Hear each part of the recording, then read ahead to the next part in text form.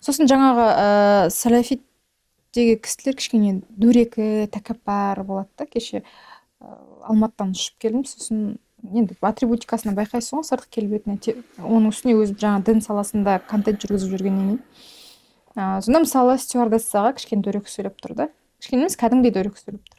Сол кісілер неге өздерін сондай тәкаппар ұстайды? Менмендік неге жоғары? Алла субханала тағала Адам алейхиссаламды топырақтан жаратты дейді ғой. Сөйтіп оны әртүрлі енді риуаяттар келеді, қиссалар келеді ғой. Жаңа енді лайдан жасағаннан кейін оны кептіру керек қой. Сөйтіп шайтан барып бүйткен екен де. Іші бос екен ғой. Мен оған мойынсұнбаймын деп. Сәжаду барлығы сәжде қылды. Илля иблиса, іблистен басқалары.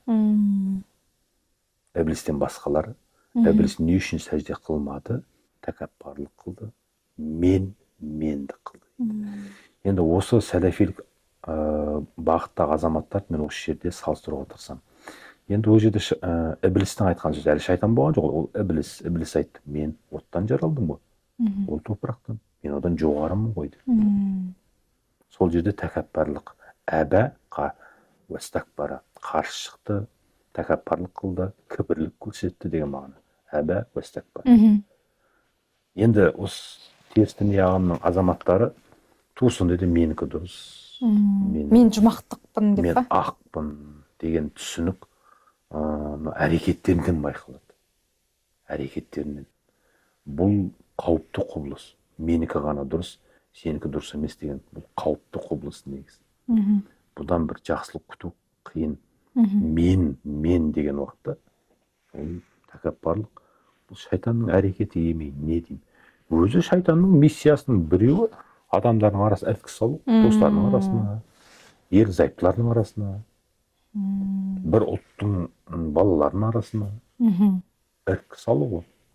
Іріткі салып, ерегіс, төбелес, бір-біріне қарсы шығу, сөзбен болсын, жұдырықпен болсын, қай-қайсысы болмасын. Сол ғой, одан басқа жұмыс жоқ қой. Қияметке дейін. Ана соның соңынан еріп жүр.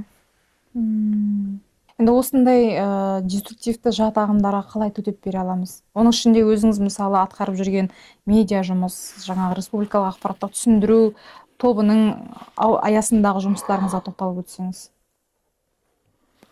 Бір адамға барып 3-ке 5-ті қоссаң 10 деп айтсаң, оқымаған ол 8 деп айтады. 1-ге 1-ді қоссаң 11, 1-дің жанында 1 тұр 11 десең, ол 2 болады деп айтады. Демек оның математикадан хабары бар. Оған төтеп бере алады. Бір белгілі яки белгісіз деструктивті діни ағымның мүшесіне төтеп беру үшін адам өзінің жаратушысын тану керек деп айтамын. Жаратушысын тану деген кім? Ол Құдай деген кім? Алла Тағала деген кім? Намаз, парыз деген нәрсені білген жақсы да негізі. Теория жүзінде білсе жақсы, практик болса жақсы дүние, ода тұрған еш нәрсе жоқ. Адам өзінің дінін білген жақсы ғой негізі. Ол жаман дүние емес. Рухани қажеттілігі. Рухани қажеттілік. Және діні мен дәстүрін қатар алып жүрсін.